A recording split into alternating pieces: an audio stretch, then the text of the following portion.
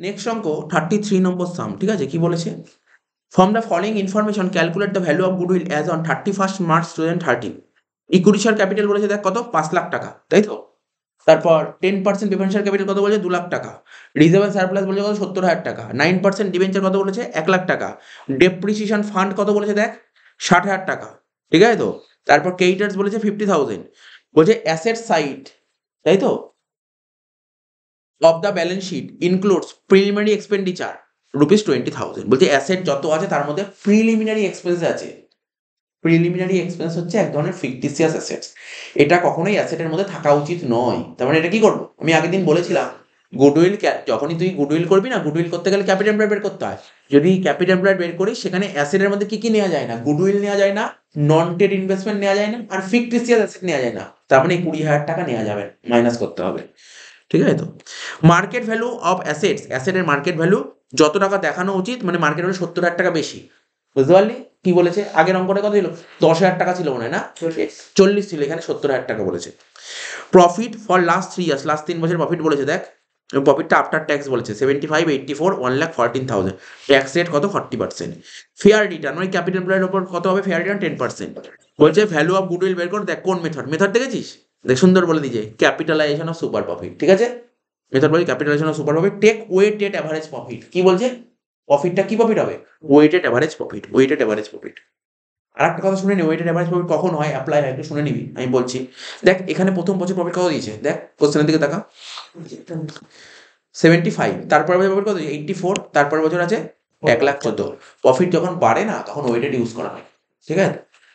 তো ওরা বলে দিয়েছে, ওরা তো বলে দিয়েছে, না বললে ওয়েটেডই করতে হতো, ঠিক আছে তো? কি বললাম, ওই ওয়েটেড কখন অ্যাপ্লাই করবি, যখন প্রফিট ইনক্রিজ করে তখন ওয়েটেড অ্যাপ্লাই করা হয়, ঠিক আছে তো? তো অঙ্কটা করবো, কিছু নেই অঙ্কটার মধ্যে, ঠিক আছে? অঙ্কটা স্টার্ট কর।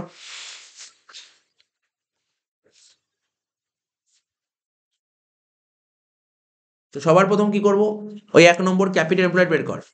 তাহলে এইখানে ক্যাপিটাল এমপ্লয়েড কোন দিক দিয়ে বের করবো, অ্যাসেট দিক দিয়ে না লাইবিলিটি দিক দিয়ে? লাইবিলিটি দিক দিয়ে। তাহলে কর, প্রথমে লেখ 1 নম্বর দিয়ে লেখ ক্যাপিটাল এমপ্লয়েড, লেখ, পুরো আগের মতন অঙ্ক হবে, ঠিক আছে?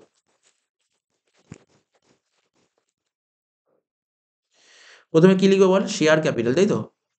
লেখ শেয়ার ক্যাপিটাল। এর আন্ডারে কি লিখবি, লেখ প্রথমে ইকুইটি শেয়ার ক্যাপিটাল। বল ইকুইটি শেয়ার ক্যাপিটাল কত টাকা দিয়েছে দেখ, দেখে দেখে বল। 5 লাখ টাকা, লেখ 5 লাখ টাকা। তারপর কি বলেছে, 10% প্রেফারেন্স শেয়ার ক্যাপিটাল, দেখ কত টাকা দিয়েছে।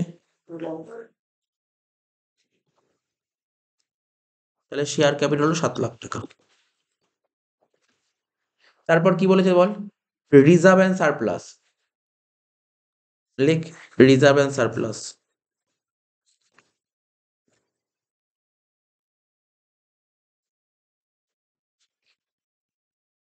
কত টাকা দিয়েছে বল রিজার্ভ অ্যান্ড সারপ্লাস, 70,000 টাকা দিয়েছে।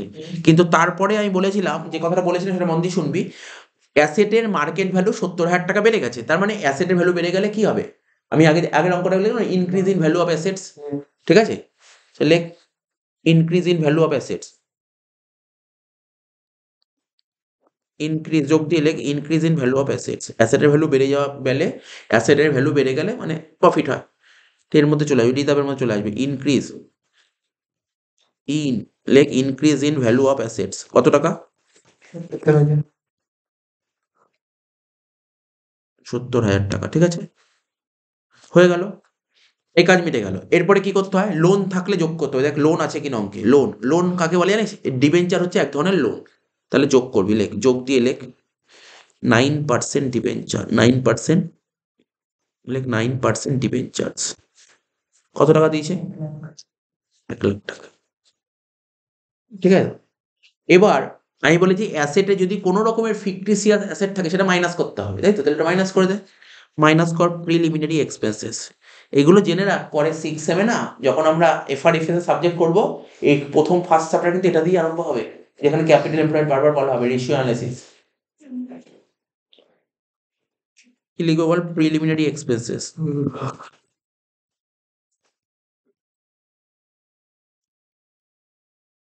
কত টাকা দিয়েছে বল, 20,000। মাইনাস করে বল কত দাঁড়াচ্ছে, প্লাস মাইনাস করে দেখ কত দাঁড়াচ্ছে।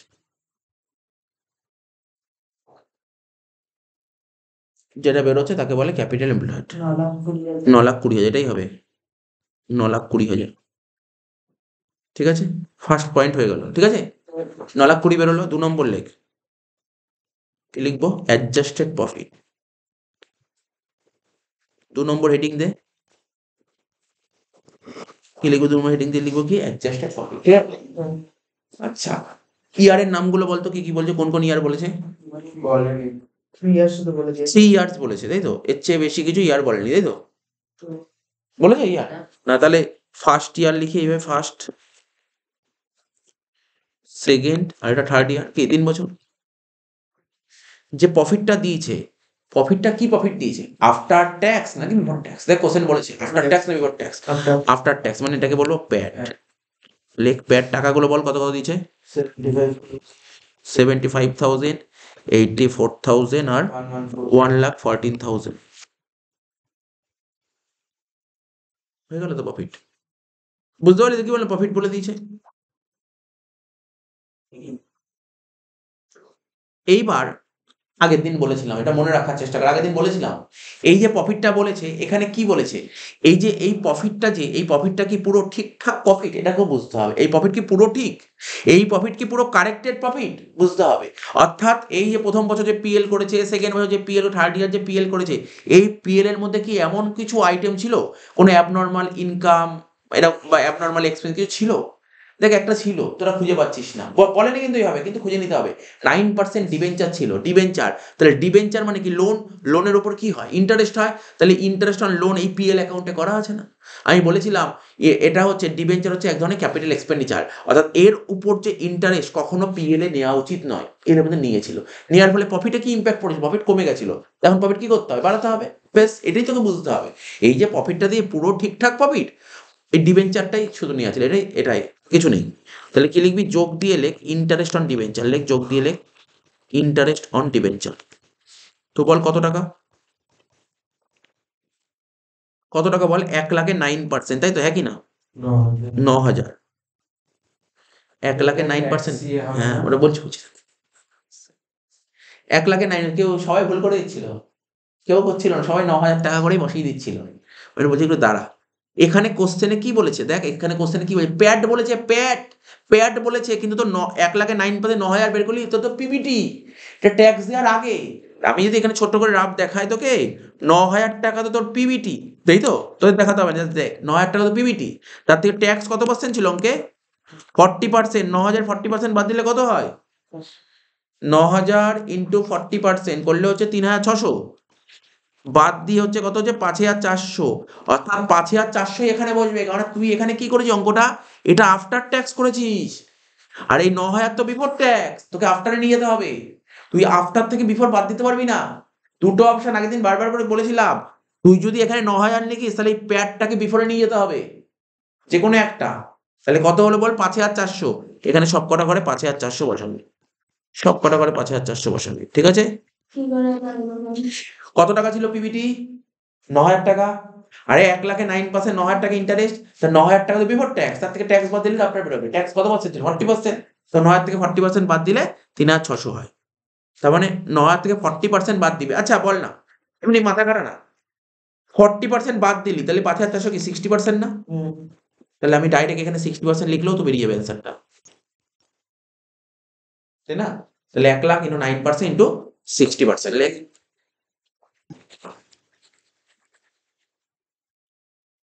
ঠিক আছে তো, হয়ে গেল। মাইনাস কর, সব কটা থেকে মাইনাস কর, 75,000 থেকে এগুলো মাইনাস করে করে বল কত হচ্ছে প্রথমটা?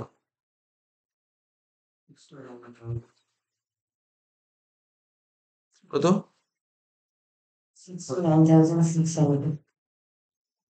কেন প্রথম 75 সঙ্গে 5,400 যোগ করছিস তো? 80,400 হচ্ছে।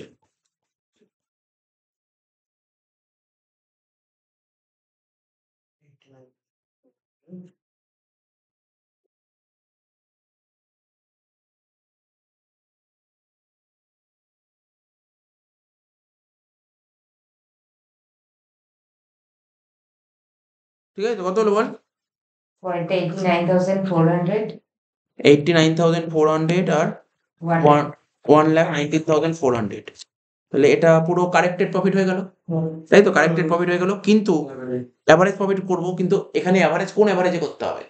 Weighted average, weighted. তাহলে ওয়েটেড অ্যাভারেজ প্রফিট কিভাবে করতে হয় জানিস? এই দেখ আমি তোকে শিখি, এখানে আমি এর মধ্যেই করে দিতে পারি, কিন্তু আর কতটা বুঝতে পারি জানি না, আমি দেখ শেখাচ্ছি। এখানে লিখবো ইয়ার, আগে দেখে নে ইয়ার। ইয়ারের নাম কি? প্রথম বছর, দ্বিতীয় বছর, তৃতীয় বছর, 3টে বছর। অন্যান্য অঙ্কে ইয়ার 2010, 11, 12 বলবে, সেটা আমি লিখবো। প্রফিট, প্রফিট কত কত লিখবো যেটা বের করলি তুই? প্রফিট কত বের করলি বল? 80,400, 89,400 আর 1,19,400 হয়ে গেল। তারপর এখানে ওয়েট লিখতে হয়, ওয়েট, ওয়েটেড প্রফিটে ওয়েট দিতে হয়। যখনই ওয়েটেড প্রফিটের কথা বলবে তখন ওয়েট বলবে। দেখ এখন ওয়েট বলেছে কিছু? এখানে ওয়েট বলেছে? ওয়েট না বললে 1, 2, 3 ধরে নিতে হয়। 1, 2, 3 ধরে, তাহলে প্রথমটার ওয়েট 1, তারপর একটা ওয়েট 2, তারপর একটা ওয়েট 3। তারপর একটা ঘর করতে হয়, কি বলতো? আচ্ছা, ছোটবেলায় স্টার্ট করতাম না, প্রফিটটাকে পি বলে, ওয়েটটাকে ডব্লিউ বলে, তাহলে এটা কি হলো? পিডব্লিউ। কেউ পিডব্লিউ লেখে, কেউ প্রোডাক্ট লেখে। পিডব্লিউ লেখে, কেউ প্রোডাক্ট লেখে। প্রোডাক্ট মানে একই জিনিস, প্রোডাক্ট। ঠিক আছে তো? তাহলে এর সঙ্গে এটা গুণ করলে কত হবে? 80,400। তারপর গুণ কর 89,400 সঙ্গে 2 গুণ কর, 1,78,800। তারপর ওটা গুণ কর, কত হচ্ছে? মানে 358,200 হচ্ছে, তাই তো? টোটাল করে কত হচ্ছে? 8400, 178,800, 358,200, কত হচ্ছে? 617,400। কি রে? টোটাল প্রফিট হলো এত টাকা, বুঝেছো? পিডব্লিউ বেরোলো এত। আর ওয়েটের টোটাল কত হলো? ওয়েটের টোটাল 6। এবার এটা দিয়ে ভাগ করে দিবে, এটা হচ্ছে ওয়েটেড অ্যাভারেজ প্রফিট। বুঝলি তো? তাহলে কি করবো? মনে পড়ছে এগুলো 12 এ শিখেছিলি? মনে পড়ছে একটু একটু করে? এগুলোই শিখেছিলি সব। আর ওই প্রথম দিকের অঙ্ক এইগুলোই আছে, এইগুলো 12 এ আসতো। 617,400 ডিভাইড বাই 6 কত হচ্ছে? 1,02,900। তাহলে অ্যাডজাস্টেড প্রফিট কত বেরোলো? 1,02,900, বেরিয়েছে? করে দেবে। এই একটা চ্যাপ্টার 12 এর সঙ্গে পুরো মিল আছে, 10 নাম্বার। আর ইস্যু অফ শেয়ার তো পুরো মিল আছে, ঠিক আছে? ফাইনাল অ্যাকাউন্ট পুরোপুরি মিল বলা যায় না, ফাইনাল অ্যাকাউন্ট একটু আলাদা আছে, মানে এই দুটো পুরোপুরি মিল আছে। বল, তাহলে বুঝতে পারলি তো অঙ্কটা? এত অব্দি হলো তো 1,02,900। তাহলে কি কি হলো? দুটো পয়েন্ট হলো। 3 নম্বর পয়েন্ট কি? নর্মাল প্রফিট করে ফেল, আর তো কিছু নেই অঙ্কে। লেখ নর্মাল প্রফিট, লেখ।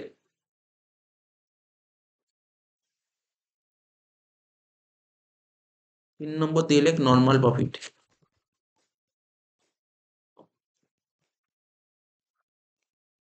কার উপর হয়? Capital employed. ক্যাপিটাল এমপ্লয়েড বেরিয়েছে 9,20,000, তার উপর কত পার্সেন্ট বলেছিল বল? 10%। কত হবে? 92,000। ঠিক আছে তো? হয়ে গেল। 4 নম্বর কি করতে হয়? Super profit. ফর্মুলা কি? অ্যাডজাস্টেড প্রফিট মাইনাস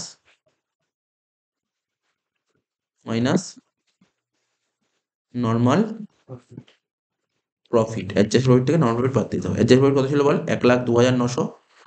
আর নর্মাল প্রফিট কত ছিল? 92,000।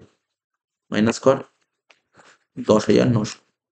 তাহলে সুপার প্রফিট হয়ে গেল 10,900। ঠিক আছে?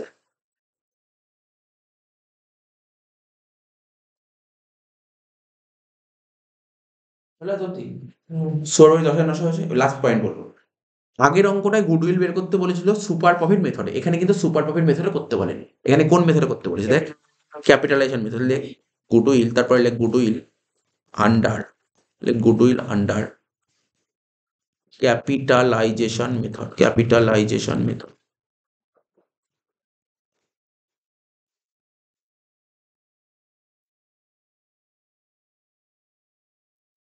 এখানে যে গুডউইল করবি কোন মেথডে করবি? ক্যাপিটালাইজেশন মেথডে করবি। ক্যাপিটালাইজেশন মেথডে গুডউইল বের করার নিয়মটা দেখ, শুনে নে। শুনিস কিন্তু, হ্যাঁ? সুপার প্রফিট, কি লিখলাম দেখ? Super profit divided by normal return. Super profit divide by normal return percentage. বুঝতে পারলি তো? সুপার প্রফিট কত পেয়েছে বল? 10,900। নর্মাল রিটার্নের পার্সেন্টেজ কত? 10%। তাহলে অ্যান্সার কত হলো? 1,09,000। শেষ অঙ্ক। বুঝলি? বুঝতে পারলি অঙ্কটা? সোজা অঙ্ক ছিল। এই মেথডও করে এসেছিলি তোরা 12 এ, এই মেথডও করে এসেছিস।